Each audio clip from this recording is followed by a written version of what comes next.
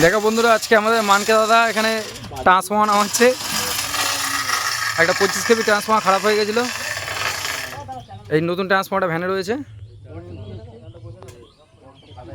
এখানে ওই যে একটা দাদা বসে আছে, এখানে একটা দুটো তিনটে চারটে পাঁচটা ছটা দাদা বসে আছে। মাঠের ওদিকে চারিদিকে বসে রয়েছে, সবাই দেখছে ট্রান্সফর্মার চেঞ্জ করা হচ্ছে।